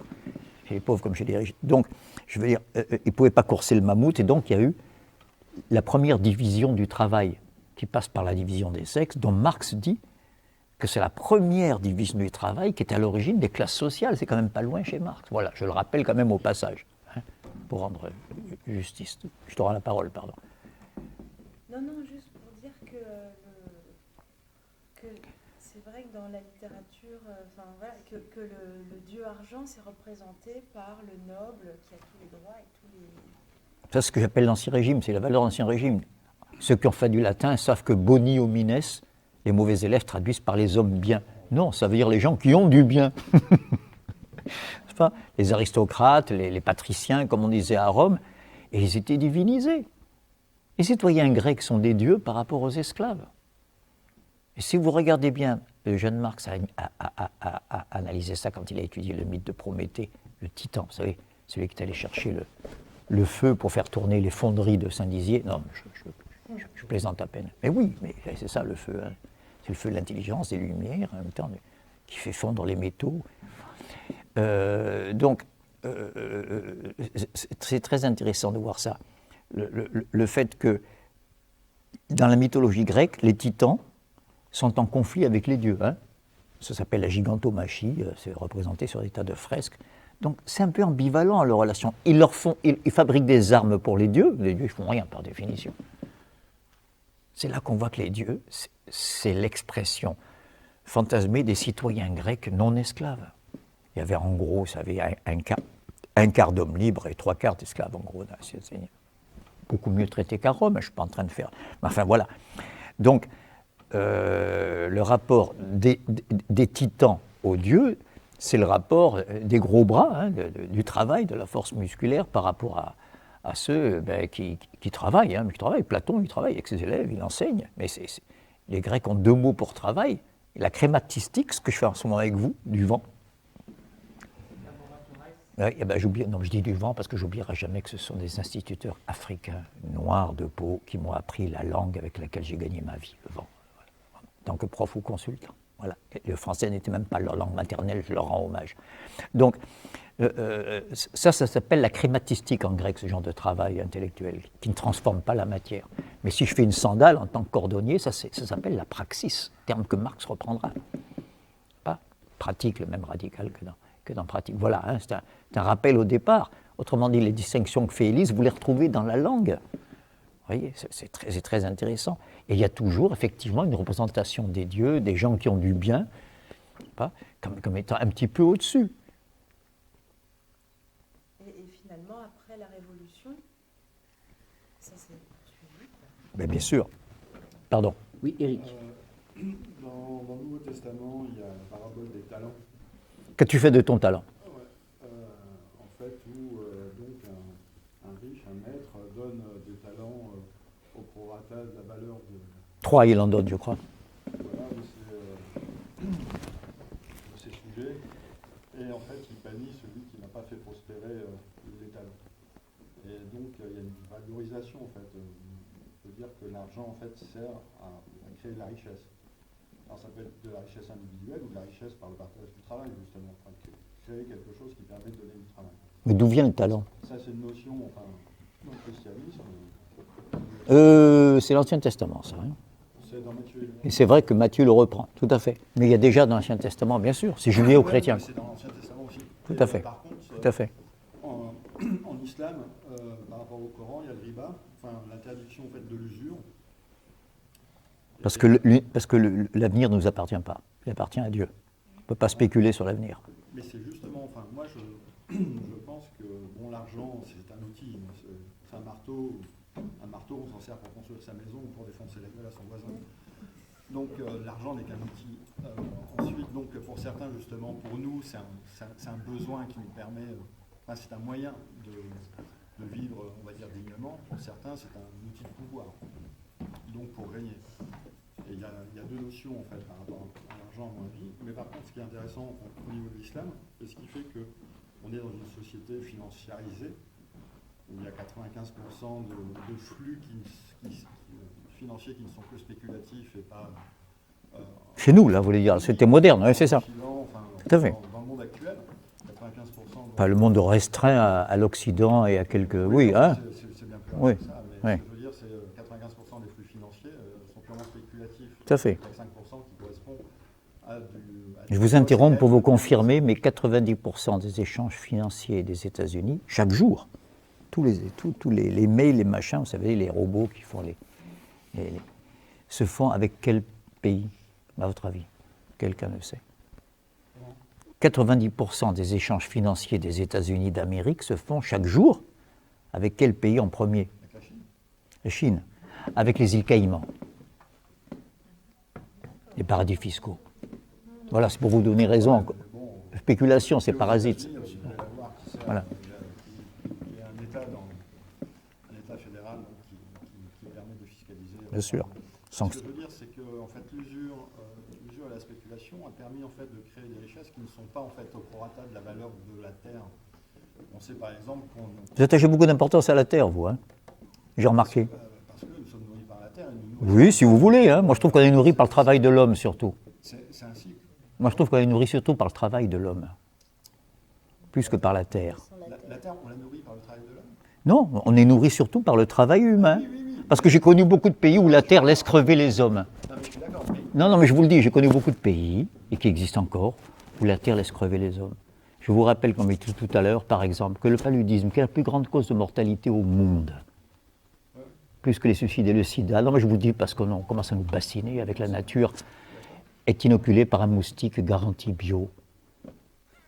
Non, je le rappelle au passage, voilà, c'est pas contre vous, je dis ça, c'est pour m'insurger contre une certaine adoration de la terre. Vous savez, Pétain, je m'en méfie. Elle ne ment pas. Voilà. Et comme tout revient là, vous savez, qu'est-ce qui monte dans les pays d'Europe à ce moment-là? C'est l'extrême droite, c'est Pétain. Je me méfie. C'est pour ça que j'ai l'air un peu dur sur le chapitre. Avec ça, on fait un pas, comme c'est rappel. Ce que je veux dire, en fait, c'est donc que l'islam interdit l'usure, et on se rend compte, enfin, je fais un parallèle au fait que, aux alentours du mois d'août, Oui, on a bouffé... c'est intéressant. On a bouffé tout le PIB terrestre, en fait. C'est-à-dire que, à partir du mois d'août, on tape dans les réserves de la nature, de ce qu'elle produit naturellement. Oui, la nature. C'est quoi la nature? L'univers, le système solaire, c'est quoi? Vous parlez de quoi là? Non, mais ce qui pousse sur la planète. À la planète. Bon, déjà, c'est pas la nature. Hein. C'est une toute petite partie de notre planète, là. C'est ça dont vous parlez. Vous me dites, ah oui, mais arrêtez de déconner, Pagani. Cette planète, c'est là où nous habitons, nous. C'est bien ça que vous pensez. Donc, c'est l'homme qui est important. Vous voyez bien, c'est pas l'univers, c'est pas la nature. C'est cette planète où il y a l'homme. Vous voyez? L'homme, c'est qui? Parce que comme vous dites, bon bah... Alors, c'est les femmes, hein, si c'est ça que vous voulez me faire dire. Dans la Meuse, bon, il y a des champs... Oui. Bon, attendez, il y a l'église romane, avec Tout à fait. le champ de blé, bon, le cultivateur, tac. Mais bon, il y a 100 ans, peut-être que le mec, c'était, voilà, l'autre, il était propriétaire, voilà, il avait son cheval, il bossait, il entretenait et tout. Mais maintenant, il y a machin qui est propriétaire des semences, qui dit, ben, vous allez mettre ça dans votre champ. Monsanto, c'est ça que vous voulez dire? Monsanto, mais pas Ouais. que Monsanto, il y a... Bien sûr. comment dire... Dans les céréaliers, Cargill. Bien sûr, bien comment sûr. on dit, comment il y a eu les plans, Bien sûr. là, vous Faut pas savez, personnaliser. quand on a supprimé les petites parcelles, Les enclosures, le remembrement... remembrement. on a supprimé les haies pour qu'il n'y ait plus d'oiseaux dedans, pour que les oiseaux ils fassent plus leur boulot, qu'après il y ait trop d'insectes, alors après on a mis du DDT ou je sais pas quoi pour... vous voyez. Alors finalement on la pollue quand même la terre, on l'épuise. Peut-être, je sais pas, c'est des jugements de valeur. On va polluer. À partir de polluer, on est dans la sexualité. Pour moi, on n'est plus dans l'économie là. Je sais pas si on considère que la terre c'est un truc qui se nourrit, qui s'auto-nourrit. Je sais pas si c'est le cas, moi. Il y a eu des famines dans le temps. Hein. Chez moi, j'ai une maison, je vis dans une maison, il y a un terrain. Oui. Sur les terrains, il y a des branches qui poussent très vite, toujours coupées. Tailler, il faut tailler. Sinon, on se retrouve envahi par la... Il faut élaguer. Par la nature. Et alors, avant, il n'y a pas longtemps, il y a 10-15 ans, quand je coupais des branches, je les laissais un peu pourrir comme ça. Je pouvais en laisser pourrir dans un coin, ça faisait un abri pour Non, c'est le débat, là, c'est bien. Je pouvais faire un peu de feu et je pouvais prendre la cendre et Avec puis le bois. la remettre dans le potager. Je pouvais faire ça, mais maintenant c'est interdit de faire du feu parce qu'il y a une déchetterie plus loin avec une centrale à faire de la biomasse, comme il y a à l'autre bout de Saint-Dizier, là, une chaudière à biomasse. Et puis, je suis d'accord à 150% avec ce que vous dites. Comment ? Je suis d'accord à 150% avec ce que vous dites. En fait, Ça, c'est pas le problème de l'industrie, c'est la déchetterie. C'est que la terre qui fait pousser des trucs, c'est pas moi qui fais, hein, c'est elle fait tout de suite. Voilà. Les fruits tombent, ils doivent renourrir l'arbre qui les fait pousser. Mais là, il s'est détourné vers quelque chose qui ne m'appartient pas, en plus que je vais être obligé de payer pour avoir du chauffage qui vient de la centrale là, alors que c'est moi qui fournis le... Tout à fait, tout à fait. Je vois très bien votre exemple. Parfaitement fondé, mais on est loin de notre débat. Oui, Parce que pendant des siècles et des siècles, si les paysans se sont... Parce qu'avec l'histoire de... Vous dites au Cap-Vert, ils vont chercher du sable pour nourrir, parce que il y a du sable à foison au Sahara, mais il n'est pas viable pour travailler dans le bâtiment. Il n'est pas viable dans les conditions financières d'aujourd'hui. Hein. Je sais pas. Il faudrait des transformations qui coûteraient cher à l'entrepreneur. Mais ça, c'est un problème politique, c'est plus un problème de pollution. Ils vont tirer ça sur les plages, mais après, je veux dire, est-ce que c'est bien de faire ça? Je sais pas. Ah non, mais j'ai jamais dit qu'il fallait arracher le sable des plages. J'ai dit qu'il ne faut pas culpabiliser les femmes qui le font, parce qu'elles le font pour des raisons. Alors trouvez-leur un revenu et on en reparlera. Je veux dire... Ils relancent la chasse à l'éléphant. Il y Je a veux... des écologistes qui disent que c'est bien parce que ça aide à... Oui, enfin on va parler des écologistes. Moi je les ai vus en Afrique, je les ai vus travailler. Bon, comme les ONG d'ailleurs, soit dit en passant. L'infâme secte des ONG qui servent d'espionnage et de trucs dans les endroits de conflit. Je ne parle pas des braves gens qui font des piqûres sur le terrain, c'est des saints, je parle de ceux qui les emploient, n'est-ce pas ? La barbarie à visage humanitaire, comme dit l'autre. Kouchner, vous avez entendu parler, non? Le mec qui nous appelait à la guerre, vous savez, en Irak, partout, là. C'est pas vous hein, dont je parle, là. Mais il ne faut pas tout mélanger, il faut pas tout mélanger. Je ne suis pas en train de dire les femmes ont raison de prendre le sable, c'est bien fait pour les plages. Je ne suis pas en train de dire ça, vous ne m'avez pas entendu dire ça. Je suis en train de dire, entre les femmes et le sable, je préfère les femmes. Donnez-leur un autre revenu et on aura et les femmes et le sable. Voilà, c'est ça que je veux, moi. Vous voyez? Et c'est facile, à mon avis, de faire en sorte que les femmes du Cap-Vert, à 60 ans, ne soient pas obligées d'aller racler dans l'eau de mer, avec les rhumatismes et tout. Le sable, pas chez ça que je dis. Il ne faut pas changer mon propos. La nature, je m'en fous, excusez-moi. Parce que si les paysans se sont épuisés pendant des millénaires à travailler la terre, c'est qu'elle ne donne pas comme ça généreusement, c'est qu'il faut la travailler quand même. Oui ou non? Quand même, il ne faut pas insulter le travail de nos ancêtres. D'accord, il va où le sable alors après C'est le problème du sable. Non mais je veux dire... Oh, mais c'est pas vrai, on n'arrive pas à leur enlever de la tête.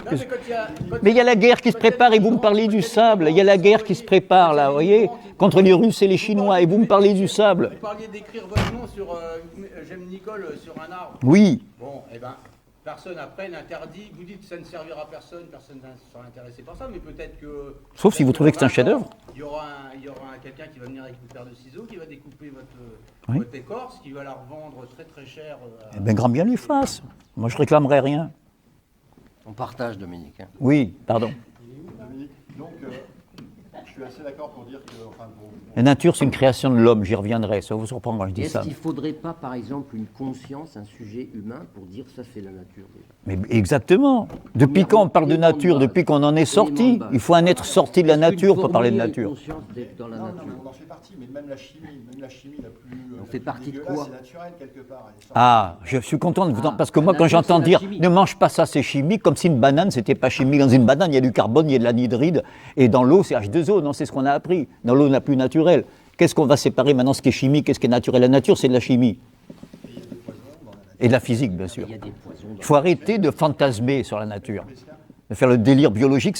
Le nazisme, ça a été ça. C'est pour ça que je m'énerve un peu. Vous voyez, c'est quand on commence à mettre des C'est un fantasmes ministère derrière la d'écologie. nature. Les Le nazis. premier ministère de l'écologie, c'est le Troisième Reich. La première réserve de faune et de flore, les juifs, les communistes, les bolcheviks, on s'en foutait, on les liquidait. Mais par contre, la nature, il fallait la préserver. Comprenez-moi, c'est l'époque qu'on vit aujourd'hui qui revient. Les forces qui montent en Europe, c'est ça. Pardon, Eric. Mais là, par exemple, quand on parle de conflit, effectivement... Soyez politique un peu. Alors, ce qui serait bien, en termes de méthode, je suis chiant, je vais faire 2 minutes chiant, d'accord? On développe un petit propos, puis on essaye de formuler une question à la fin. On essaye de problématiser un truc, on va essayer Oui, parce que d'être si un c'est peu pour me dire le baratin université, écologique qu'on trouve dans toutes les revues et toutes les chaînes de télé. partir, dans tous les sens, et on termine son propos en disant, bah tiens, est-ce que si, est-ce que ça, ou comment si, comment ça. Voilà, en termes de méthode. Par rapport à la notion d'argent dans les religions, là, donc, quand je parlais de l'Ancien Testament et du Nouveau, enfin des talents dans Matthieu et Luc, et sinon le riba au niveau de l'islam, c'est est-ce qu'il y a un interdit justement de l'usure dans les religions et quelle serait son utilité par rapport justement au bien-être humain?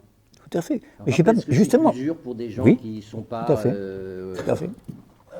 L'usure, en fait, C'est faire de l'argent pour l'argent. C'est prêter de l'argent pour faire vraiment du gain avec Voilà. des taux qui sont... Un gain abusif, Un gain abusif qui en fait va appauvrir la personne. avec un taux d'intérêt énorme, c'est ça, hein, c'est ça, c'est ça. Pour faire simple. Voilà. Je rappelle que la critique de l'usure est une des origines de l'antisémitisme. Je le rappelle au passage. N'est-ce pas? Le juif, c'était l'usurier. Oui, mais parce qu'on lui a laissé... Ah ben, bravo. Je suis content de l'entendre, parce qu'on ne lui avait pas laissé d'autre choix que de faire de la finance, bien sûr. Tout à fait. Premièrement. Deuxièmement, je n'ai pas bien compris dans ton intervention, pardon, toi, je n'ai pas bien compris quand tu as parlé de l'islam. L'islam interdit l'usure, parce que l'islam, il n'y a que Dieu qui est maître de l'avenir, il y a une cohérence logique, donc tu ne spécules pas. Par contre, d'où le problème des banques islamiques, hein. Par contre, l'islam n'interdit pas le commerce. Ah bon, d'accord, parce que s'il y a un truc qui est vraiment bien typique des pays musulmans, c'est Mokhtar, import-export. Hein. En pays désert, tu ne produis pas. Donc, tu ne fais que faire circuler ce qui passe. Voilà. Voilà, c'est les gens du désert. Et ils nous ont amené le zéro des hindous, par exemple, n'est-ce pas, qui a une certaine fortune depuis. Voilà. Donc, moi, je ne suis pas contre le système de prêt, etc. C'est l'usure qui est condamnable, c'est-à-dire le taux d'intérêt abusif. Donc, à mon avis, tout ça devrait être nationalisé, c'est-à-dire qu'il y a un taux de crédit qui est fixé par l'État, qui est raisonnable. Moi, dans ma maison de retraite, quand je paye mon loyer, je fais un chèque à Trésor public. Ce n'est pas un propriétaire privé, c'est rassurant. Il ne va pas m'envoyer les huissiers tout de suite, le Trésor public, il a le temps. Vous voyez, c'est la différence avec un propriétaire privé, il y a longtemps qu'il m'aurait expulsé. Je sais, il faut que je me dépêche. Il y a quand même la Caisse des dépôts et consignations qui a servi à des spéculations. Parce qu'on a privatisé ces activités. Non, tu connais bien exactement, qui est la plus grande banque de dépôt du monde, hein, si on regarde bien la Caisse des dépôts et consignations. Parce qu'on l'a forcé, un peu comme Mitterrand a fait avec le Crédit Lyonnais, à financer les opérations des copains, hein, et des coquins. Si je me rappelle une citation célèbre. Voilà, bien sûr. Mais c'est parce qu'il y a bien longtemps. Je le dis parce que tout à l'heure, Jean-Luc, hein, je crois, tout à l'heure, tu as fait une saillie contre l'État. Je ne dérange pas. Je ne suis pas anard. Mais quand même, il ne faut pas confondre notre colère légitime contre les abus de l'État. Il ne faut pas confondre l'État et l'appareil d'État. Pardon d'introduire une distinction de philosophe, mais je vais être très rapide. J'adore ramasser des champignons, je ne suis pas le seul. Mais moi, j'ai vécu dans des pays où il n'y en a pas, parce qu'il n'y a pas d'automne, donc je suis encore plus motivé quand je suis en zone tempérée à ramasser des champignons. Toujours est-il que quand je vois marqué champignons forêt privée, champignons interdits, ça veut dire, c'est moi qui en suis privé là. Moi, vous, enfin, le promeneur, n'est-ce pas? On est bien d'accord. Où je veux en venir? Quand je vois marqué forêt domaniale d'Ermenonville, ou de quoi, Chamouillet, Oui, aussi. j'essaie de frimer en citant les noms d'ici, il y a d'arbres de forêt. Bon, ça veut dire quoi? Mais là, le fait que ce soit une forêt d'État, ça augmente ma liberté. C'est que je peux aller là dans la forêt, on est bien d'accord. Donc il y a deux sens d'État. C'est soit le mec qui met le PV sur ma voiture, soit la dernière directive de Macron qui fait qu'on a été obligé de diminuer de moitié, je sais pas, les revenus d'une association, d'un secteur public, d'un hôpital, voire d'un bahut. Ça, c'est l'appareil d'État. Et ça, je m'insurge contre. On peut dire que de nos jours, il n'y a jamais eu plus monstrueux appareil d'État. Vous savez, caméra surveillance, tout ce que vous voulez, ça n'a jamais été aussi au point, on est d'accord là-dessus. Mais au service de quoi? De cette absence d'État qu'est le privé. Ça, on ne le dit jamais, il y a une arnaque. On croit que c'est l'État qui nous dirige. Non, c'est l'appareil d'État au service de la haine. Moi, j'écoute BFM Business, je ne suis pas masochiste. Je parlais de l'État, de l'usage commun. Voilà. Mais si l'État veut dire la volonté générale, notre bien commun, moi je suis pour. Mais si l'État veut dire l'appareil d'État rapace qui pompe ce qui est collectif pour le donner au privé, je suis contre. Voilà. Je crois que j'ai essayé d'être clair. Voilà. Mais vous avez la terminologie pour expliquer des choses comme ça. Parce qu'il faut se battre pour l'avoir. Moi, elle ne m'est pas tombée du ciel. Non, je sais. Il faut se C'est battre. l'université populaire, c'est normal. Moi aussi, je Normal. disais l'État comme ça, vous voyez, et puis on se fait des nœuds, tout d'un coup on trébuche. Il faut pas avoir Jusqu'au jour où peur les femmes, de- les femmes vous font des d'être chagrins, bête, des de choses se comme ça, sentir alors on bête. réfléchit, grâce aux femmes, on Dominique est approfondit. suffisamment conscient C'est mon de métier. sa tâche ce soir. Effectivement, c'est mon métier. on comprend mieux quand il explique. Ah, Je d'accord, suis quand même. tout à fait d'accord. Voilà. Mais nous, des fois, on pêche un peu pour vous expliquer. Bien des sûr, choses. parce que la langue courante nous piège, bien sûr. Exactement. Voilà. Bien sûr, bien sûr. On peut dire aussi que l'État nous appartenait plus il y a 30 ans. Tout à fait. Exactement. Oui, ça. C'est un peu ce qu'a suggéré Bertrand en parlant des 30 glorieuses tout à l'heure. Je rappelle d'ailleurs que lorsqu'il a dit, à très juste titre, qu'en citant le passage au XVIe siècle, Le Vagabond Act. le Vagabond Act, que quand il s'insurgeait à très juste titre contre la culpabilisation du pauvre, tu es pauvre, c'est que tu as fait une connerie. Vous savez, c'est dans le livre de Job, dans la Bible, c'est le profond livre de Job. Ils sont tous là, les riches, les pharisiens, à dire, ah, écoute, avoue, tu as dû faire quelque chose là, quand même, si tu es dans cet état-là, c'est que tu as fait des trucs qui ne sont pas clairs. Vous voyez, et Job, magnifiquement, dit, moi, j'ai rien fait. J'ai vécu dans la loi, c'est injuste. Vous voyez, il résiste, c'est bien. Or, pourquoi j'en parle? Parce que c'est d'autant plus ignoble de culpabiliser le pauvre que non seulement il n'y a pas eu tout d'un coup, je le dis parce qu'on aurait pu penser à travers ce que tu disais que c'était comme ça, c'est pas du tout ce que tu voulais dire, que tout d'un coup les pauvres se sont retrouvés, les paysans se sont retrouvés vagabonds, voyous, errants. C'est que tout a été fait par les grands propriétaires fonciers, c'est en Angleterre là que ça a commencé, c'est ce que le fameux Enclosure Act, le mouvement des enclosures, c'est-à-dire des haies, des propriétés, là, des clôtures, je cherchais. Tout a été fait pour rendre la vie invivable aux paysans, pour qu'ils soient dans une misère noire, pour qu'ils abandonnent la campagne et venir travailler aux premières fabriques. Au point que des paysans s'évadaient pour ne pas aller à l'usine. Et comme c'était devenu invivable, ils s'engageaient dans la marine, c'était un enfer, la marine à voile à l'époque. Mais ils préfèrent encore faire ça, vous voyez, plutôt que de voir leurs enfants de 8 ans faire 14 heures par jour à la fonderie. C'était ça, je vous le dis, parce que c'est pas si vieux. Ça a été, excuse-moi Dominique, mais une des premières théorisations du libéralisme, c'est Locke qui le fait dans un tout petit livre qui s'appelle Tout à fait, Que faire des pauvres, Voilà, où il va rendre ce rapport-là le grand philosophe anglais Locke. au roi, et à partir de là, donc effectivement, eh bien, toute la mentalité et de l'époque et de la manière dont seront traités les pauvres, ça part Mais de bien là, sûr, quoi. et ça n'a pas beaucoup Ça s'appelle changé. Que faire des pauvres? Au XIXe siècle, les Quakers en Angleterre, Déjà. Et le titre, déjà, c'est pas- lorsque la loi qui veut supprimer le travail des enfants de moins de 13 ans, les pauvres gosses, vous vous rendez compte, moins de 13 ans, et un nombre d'heures, vous n'imaginez pas, dans les métiers les plus épouvantables, je parle ça à la sidérurgie et des choses comme ça, les Quakers disaient oui, mais en attendant, quand ils sont chez nous, ils ne font pas les voyous dans la rue, c'est les mêmes trucs. Les filles ne vont pas se prostituer, on est là pour la morale, mais maintenant on dit les droits de l'homme. Moyenne quoi, on bombarde tous les pays qu'on veut, je veux dire, En Irak, il n'y a toujours pas d'eau courante dans Bagdad, qui était un pays qui faisait des ingénieurs nucléaires il n'y a pas si longtemps. Je rappelle que c'est toujours le même truc qui est là. Le monde est dirigé par une bande de puritains convulsés. Voilà ce que je suis en train de dire. Je suis sérieux, hein. Je ne suis pas de l'antiprotestantisme, il y a des choses admirables hein, dans la réforme. Mais je veux dire, la manière dont ça a été déformé, le monde est dirigé, et c'est un peu mes accents un peu anti-écolos, c'est que tout ça, l'intégrisme islamique, l'intégrisme protestant, l'intégrisme écologique, ça va vers le pur, le non souillé, le non pollué, je me méfie, le sacré, je me méfie. Voilà. Voilà. Souillez-moi un petit peu, le décor, ça ne me dérangera pas trop. Vous aussi, vous aimez bien le pourri dans le Roquefort, qu'est-ce qu'il y a de meilleur, les moisissures? Non, mais la bibine, c'est quoi? C'est du fermenté, c'est pas... Ben oui, bon, voilà. Allez, là, je m'arrête parce que c'est immoral.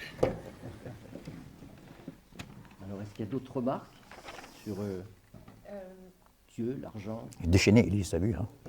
Je suis sûre que tu l'as pas fait, je suis étonnée, mais un lien entre justement l'écologisme, le rapport à la nature, qui divinise la nature. Comme ça, Oui. ce serait bien dans la... Tu peux redire c'est-à-dire qu'à partir du moment où on dit que toutes les espèces ont un rôle et qu'il ne faut pas en supprimer, que tout s'équilibre, ça s'appelle la providence en religion, ça. Hein, que tout a été calculé, qu'est-ce qu'on appelle chez les anglo-saxons intelligent design. Il y a un dessin intelligent. Je ne tranche pas le débat, moi je ne suis pas métaphysicien, il faut savoir. Peut-être que ce qu'on appelle l'univers pour les physiciens est en fait la création. C'est possible. Mais alors qu'on le dise, qu'on ne dise pas c'est scientifique, non, on est religieux. Là je respecte, pourquoi pas? C'est respectable. Mais il faut un point de vue religieux pour dire que si tu touches au moustique qui inocule le palu, je reparle parce que moi j'ai eu des classes où il y avait des trous à la rentrée, vous voyez. Les élèves qui étaient morts du palu parce que la rentrée est en septembre et que la saison des pluies c'est juillet-août là-bas, vous voyez. Voilà, je veux dire, il faut assumer, mais comme tu dis, il y a une nouvelle religion de la nature, parce que ça a des noms, le panthéisme, je veux dire, Gaïa, Mama Gaïa, la terre-mère, et tout ça, d'accord, la terre qui nourrit, bon, la terre qui a femme aussi. Qui m'a parlé des pharaons tout à l'heure, des Égyptiens, là? L'un d'entre nous m'a dit qu'il avait lu dans les... Ah, c'était moi. Oui, hein? Je ne 4e trahis pas ce que dit Didier. En étudiant l'histoire égyptienne, Gina, c'est bien ça, a lu que la 4e dynastie, ça remonte à loin dans l'histoire de l'Égypte, hein, des populations entières avaient été décimées, changées de région à cause de 20 ans de sécheresse épouvantable. On fait croire que c'est maintenant le réchauffement. De sécheresse en Égypte. Je rajoute à ce que tu as dit d'ailleurs, que c'était tellement important cette période qu'il y a eu une guerre à un moment donné des Égyptiens contre les Hittites, ça arrivait souvent, qui étaient dans les montagnes, l'actuelle Turquie en gros, et les Égyptiens ont perdu la bataille parce que c'était composé de jeunes qui n'avaient jamais vu une goutte de pluie. Et comme il s'est mis à pleuvoir pendant la bataille, ils ont cru un phénomène surnaturel, et ils sont devenus vulnérables, ils ont arrêté de se battre. C'est pour montrer qu'il faut arrêter de dire que la nature se dérègle. Elle n'a jamais été réglée, la nature. Déjà, dire qu'elle est réglée, c'est déjà une pensée religieuse. D'accord? Il y a des époques où la nature était beaucoup plus froide qu'aujourd'hui, où les glaciers allaient à Nice. Alors, on peut regretter cette époque-là si vous voulez, hein, c'est l'affaire de chacun. Il y a des périodes où elle était beaucoup plus chaude, la Terre. Quand vous pensez que Groenland veut dire terre verte, Grunland, hein, si vous regardez bien. Voilà, et que lorsque Éric le Rouge, avait celui qui a découvert le continent américain bien avant nos braves Christophe Colomb, avec Drakkar qui était autrement plus marin que la Caravelle, a abordé dans ce qui est maintenant à peu près au niveau d'Halifax au Canada, il appelait ça Vinland, il y avait de la vigne. C'est connu, hein, ça a été repéré depuis par les climatologues, il y a une petite période là où il faisait bien plus chaud au XVIe siècle, puis après il y a eu au contraire la petite glaciation au XVIIe, où on débitait le vin à la hache sur les marchés de Paris, ouais, vous en voulez 3 kilos, boum, tellement que il faisait froid, voilà. C'est pour rappeler, voilà, moi je ne diabolise pas la nature, je ne la diminise pas, on fait ce qu'on peut. Je pense qu'il y a de la matière, et quand cette matière est travaillée par l'homme, ce n'est plus la nature. Quand c'est la matière qui n'est pas travaillée par l'homme, ce qui est de loin la majorité dans l'univers, à ce moment-là, on peut appeler ça la nature, mais ça suppose qu'on en est sorti. Je veux dire, c'est peut-être ma dernière intervention un peu abstraite, mais il faut faire travailler un peu les méninges quand même. Si je monte au 4e étage, avec 2 pots de fleurs, plutôt 2 bouquets de fleurs, un bouquet de fleurs en plastique, un bouquet de fleurs naturelles, je les lâche tous les deux bouquets du 4e étage. Vloup! on calcule la chute, on va retrouver la même loi de la chute des corps de Galilée, 2 GT2. Vous êtes d'accord? Donc, ce n'est pas une loi de la nature, c'est une loi de la matière, qu'elle soit en plastique, artificielle ou naturelle. Mais de nouveau, j'apprends à parler, excusez-moi. Je faut rompre avec le langage courant, là, tout d'un coup. Hein, c'est pas une loi vraiment. Moi, je te le dis, je suis le premier à dire c'est une loi de la nature, la loi. Mais c'est un abus de langage. En fait, c'est une loi de la matière, mais ça, on n'aime pas trop le mot, tout d'un coup, là. La matière, ça fait un peu laborieux, là. Hein, ça fait un peu les mains sales de celui qui bosse. Hein. Ben oui, voilà. Alors que la nature, ça fait un peu vierge, voilà. Sauf que si j'écoute un oiseau qui est en train de chanter à côté de moi dans J'ai pas entendu le début. Si j'écoute un oiseau Oui. qui est en train de chanter à côté de moi dans un arbre, J'adore ça. je vais adorer et je pense que je vais trouver ça agréable. Par contre, si on passe un enregistrement sur une bande D'oiseau. magnétique d'un oiseau en train de chanter, je pense que ça va m'énerver très vite. Vous avez lu Kant. Ah non. Si. Ah ben c'est extraordinaire. Non, mais je me doutais. Non, mais c'est d'autant plus remarquable. C'est exactement l'exemple que prend Kant dans son esthétique. La première esthétique moderne, la critique du jugement, 18e siècle. Oui, oui, il dit on est ravi Va par, le lire. il dit on est ravi par le chant du rossignol. Mais si on nous dit que c'était le début des automates à l'époque, vous savez là, les mécaniques, on remontait avec un ressort. Si on me dit que c'était un rossignol mu par un ressort caché dans un arbre, mon plaisir disparaît. Il est comme vous. Donc c'est là qu'on voit que c'est un fantôme la nature. Le chant c'est le même, il n'a pas varié, mais on voudrait que l'homme n'y soit pour rien. C'est curieux quand même. Avouez, qu'est-ce que c'est que cet anti-humanisme? Même si je pense que si je ne le sais pas, que c'est un oiseau qui Oui. a une bande magnétique. Donc si je vous pensez que c'est naturel, reconnaîtrais ouais. une bande magnétique. Ouais. C'est ça que je veux dire. Qu'on a une sensibilité qui va bien au-delà de ce que vous dites au niveau Ah. de la nature. Il y a des bons. Vous ne trouvez pas qu'on en sort de plus en plus de la nature alors, Bah, je sais en pas, fait c'est Qu'on en sort de plus en plus. Puisque- Il serait temps, hein. Puisque je veux dire, puisque d'un côté, Moi, j'ai vécu dans des pays qui n'arrivent pas à en sortir. J'ai eu des élèves qui me disent, monsieur, si vous avez trop de pollution, vous n'avez qu'à nous en donner, parce que nous, on crève de ne pas avoir d'industrie. Vous savez, ça vous fait réfléchir quand vous entendez ça. Quand on est dans la nature, on est dans la survie. C'est curieux, on dirait que tout votre malheur, c'est ce qui a fait la richesse de l'humanité jusqu'ici. C'est quand même Dans les extraordinaire. films, j'ai beaucoup entendu des gens qui voulaient sortir de la survie quand même. Que l'homme il n'a aucun impact sur l'environnement. En fait. Il fait son... Moi, l'homme, je ne connais pas. Ça se rejoint. Le capitaliste, il a un impact sur l'environnement. Le capitalisme, d'accord? Il y a une gestion désastreuse sur l'environnement. Je suis le premier à le dire. Vous croyez que ça me plaît, moi, que si demain on fait C'est pas l'homme, ça. du parc Jean-Jacques Rousseau à Disneyland? Ben, évidemment. C'est pas la nature quand même. Bien sûr. Mais c'est pas la nature ni l'essentialisme. l'homme. Arrêtons de diaboliser l'homme, d'accord? Je poursuis Non, mais il y a des classes sociales, il n'y a pas l'homme en général. Ça n'existe pas l'homme en général. C'est pas Hitler, c'est un homme aussi. Hein. Ça n'existe pas l'homme en général. Il y a des classes sociales. arrêter avec le point de Goldberg. Voilà. C'est distinct. Ah oui, c'est ça. C'est au moment où le nazisme revient qu'il ne faut plus en parler. Non, mais vous voyez, la combine de Goldwyn, c'est ça, vous voyez? Non, mais C'est curieux, hein. C'est tabou, ça, Goldwyn. Goldwyn, c'est malin comme truc. Au moment où ça revient, c'est ridicule d'en parler, vous voyez?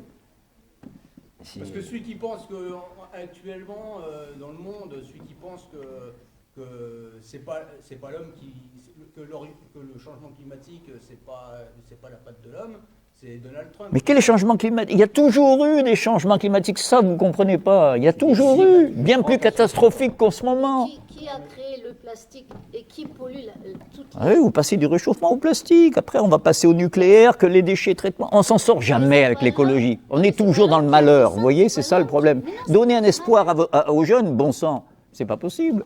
Vous leur dites qu'il n'y a pas de solution, quoi qu'on s'y prenne. Regardez Servigne là, le pape de la collapsologie. De toute façon, c'est trop tard, c'est la fin du monde. Vos histoires de fin de mois, on s'en fout, les retraites, tout ce dont on a parlé aujourd'hui, la misère, ça n'a aucun intérêt. Ce qui compte, c'est l'intérêt de la planète. Oui, non, mais quand in même. fine, derrière le dessin, c'est de culpabiliser Mais en oui. permanence, alors ce qu'on appelle l'homme, L'activité l'être humain, humaine.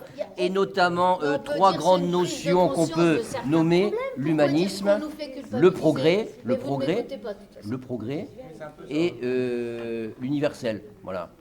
Ça, c'est des trois grandes notions qui sont mises de côté Mais depuis oui. 30 ou 40 ans, et avec des Quand philosophies je dis- aujourd'hui oui, mais qui sont moi, je vous ai dit- plutôt anti-humanistes et qui Voilà. se réclament à peu près du même penseur autour de Mais Nietzsche, nous, ou qui on n'a pas le même discours que vous, est parce que toujours nous, en train de moi, nous je voulais- ramener de la bête. Non mais blonde, attends, Gina a dit, c'est vrai qu'il y a des choses qui ne vont pas, c'est ça que tu dis. Moi, Bien je sûr, dis, mais il y a 1000 choses qui je vont suis pas. candide par rapport à vous, en philosophie, etc., ou connaissances comme vous, Dominique.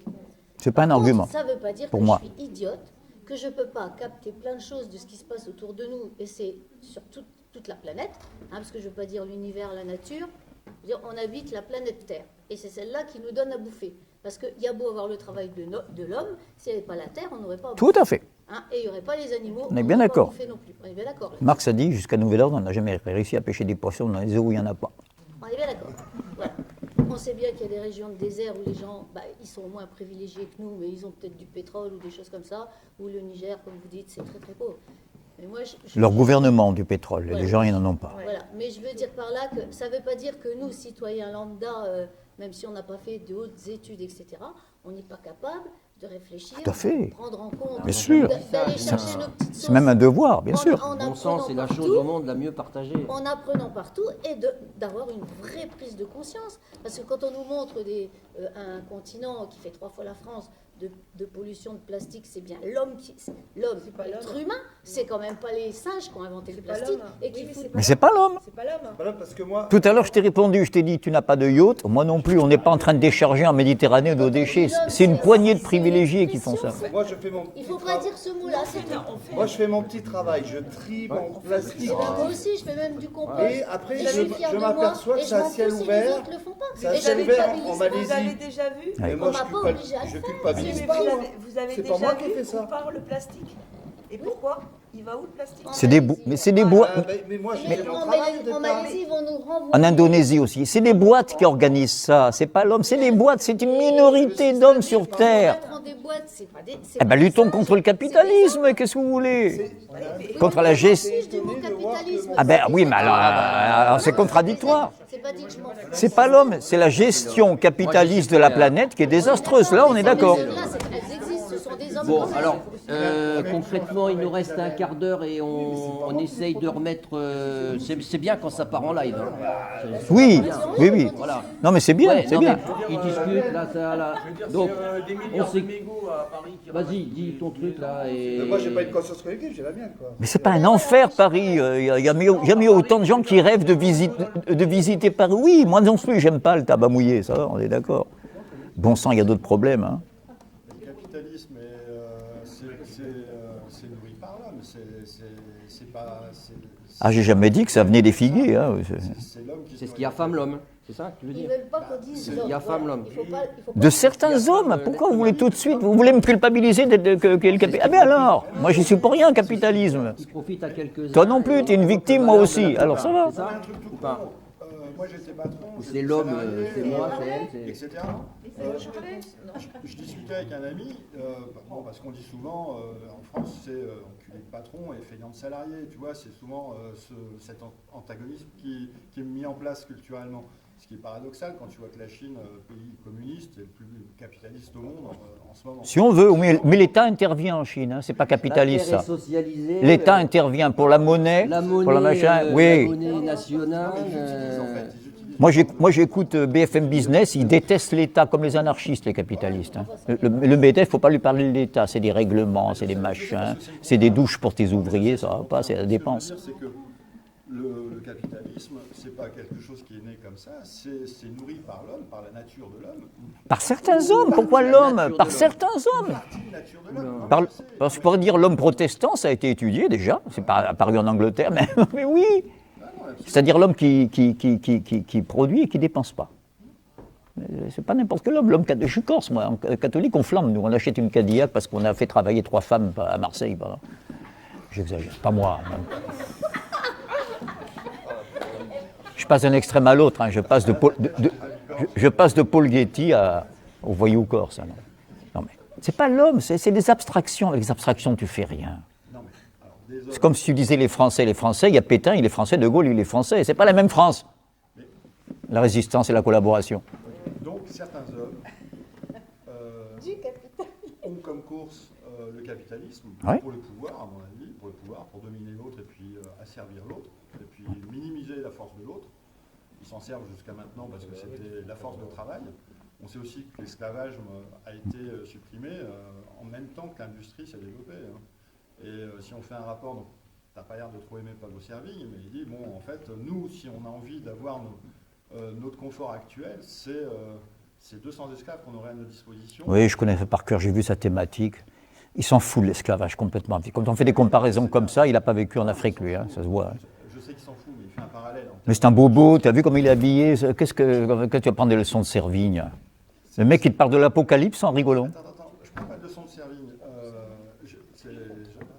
J'écoute, je suis curieux. J'ai écouté par exemple Attali qui, dans une réunion. Voilà encore un numéro, tiens. Jacques Attali, Ouais, Attali c'est bien qui- celui-là. Attali- Celui dont Mitterrand disait, alors lui, je le consulte pour dans 1000 ans. Ouais, au milieu de ses corélégionnaires, qui dit comment la nature est mal et tout l'intérêt du judaïsme, c'est de maîtriser la nature. Qu'est-ce qu'il connaît au judaïsme, Attali? Non, mais, Qui s'occupe des affaires de Mitterrand qui ne sont pas claires. Non, mais je sais, mais ce que je veux dire, c'est Oui. qu'un mec qui postule ça au niveau de ses admirateurs, et d'un autre côté, tu as un mec comme Idriss Aberkan, par exemple, qui parle du biomimétisme, et qui dit que, en fait, si on s'intéresse à la construction du vivant, animal, végétal, etc., on peut s'en inspirer au niveau d'un meilleur être pour l'homme. Oui. C'est ce qu'a fait toute l'histoire de la pharmacie. Hein. C'est d'étudier les plantes, les machins, les trucs pour trouver des médicaments qui t'ont sauvé la vie. Hein. Ben oui, Non, mais je suis d'accord. bien sûr. Alors qu'on ait des progrès à faire, qu'il y ait un coquillage, qu'il y ait un poison virulent avec lequel on peut faire un fortificateur, il n'y a Alors aucun maintenant, problème. on va mettre la gueule au capitalisme. Parce que Question, la meilleure de la soirée. Alors ça sera le c'est thème peut-être ça, du prochain conférence. Voilà, parce que là- Non, mais je m'excuse par avance par rapport au public, je suis passionné, donc injuste certainement des fois. Hein. Vas-y, quand tu vas, Mais tu vas sur, la s'exprimer, Adrien. sur Pablo Servigne, Dominique a fait une excellente vidéo. Vous tapez Pagani Servigne, Play pause. Play Pause, voilà. Et sur Foucault aussi. Qui est YouTube, aussi. Pagani Servigne, paf, un tabac. Ici, tu as fait beaucoup de vues. Ça a été 16 000. 16 000 vues et ça a C'est pas moi, hein, c'est les jeunes comme ils sont en vidéo, moi je suis incapable. beaucoup de débats sur cette vidéo. C'est pas tant que celle qu'on avait filmée qui nous a été piquée par le. Non, non, ça n'a rien à voir. Là. Oui, c'est encore autre chose. Monsieur Vargas. En tout cas, Bon, il n'est pas ma question, alors comment on fait pour se débarrasser de ce putain de capitalisme? comment on fait pour se débarrasser du capitalisme? Il faut résister. Comment on résiste? Bah, je sais pas, on vient de vivre l'épisode des Gilets jaunes. On nous a dit c'est fini cette France-là, la France elle est couchée, la France elle est consommateurs, bouge plus. Ça fait longtemps qu'on entendait ça. Il y a un très beau poème d'Aragon là-dessus d'ailleurs. On a dit qu'il n'y avait plus de débouchés politiques. Hein. D'accord? Non, mais There is no alternative, ça fait 40 ans qu'on en parle. Oui. Voilà. Que la- Depuis la chute du mur de Berlin, depuis 1989, il n'y a plus d'alternative. Depuis qu'il n'y a plus de danger communiste, Sauf la Chine. Ils sont Voilà, ils sont sauf la tranquilles, Chine. le Alors là, capital, commencent ils sont un peu à tranquilles. rivaliser un peu, là. Ah, mais ils leur vendent aux forêts. Alors. oui, alors un petit correctif, la Chine, il y a une économie de marché très active, mais extrêmement surveillée par l'État. C'est justement Bien la sûr. grande différence avec le laisser-faire, laisser-pisser, c'est moi qui joue un peu sur les mots. Toute la structure De l'État, notre structure, c'est pas le libéralisme, justement. Ils ont une monnaie. Le gros milliardaire fait un faux pas, il se fait emprisonner. Et on lui dit Oui, et puis il paraît que beaucoup d'économistes, je parle de techniciens de la finance, admirent comment ils arrivent, en augmentant d'un huitième de point les taux d'intérêt à une machine gigantesque comme ça, à contrôler la monnaie sans emballer. Nous, on a eu la crise sur Primes, d'accord?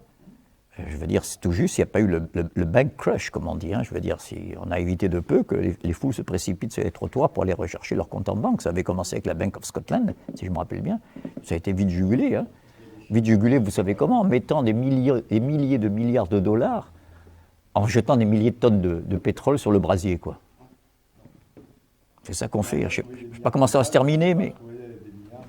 Ouais. Ça ne va pas se terminer bien, cette histoire. Voilà. Mais pour l'instant, je veux dire, moi je crois que, comme a dit très bien Bertrand tout à l'heure avec les Gilets jaunes, ça monte, ça descend, là ils sont en veilleuse.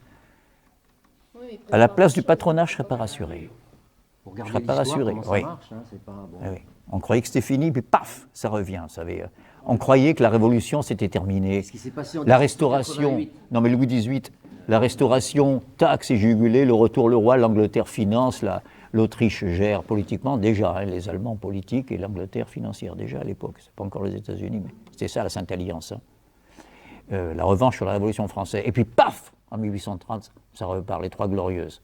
Hop, de nouveau, là, Louis-Philippe, paf, ça retape en 48, ça ressort dans la rue. Et puis après, c'est la Commune de Paris, puis après, c'est la Révolution de 17, ça n'arrête pas. Rousseau l'avait vu venir, nous approchons de l'état de crise et du siècle des révolutions. 1765. 25 Si jamais ans avant, quelqu'un fut prophète, vous voyez, et lucide, il n'a pas dit de la révolution, il a vu venir, c'était une succession de révolutions qui ne se terminera pas. Nous approchons de l'état de crise et du siècle des révolutions. Nous y sommes. C'est ma conclusion. Merci Dominique.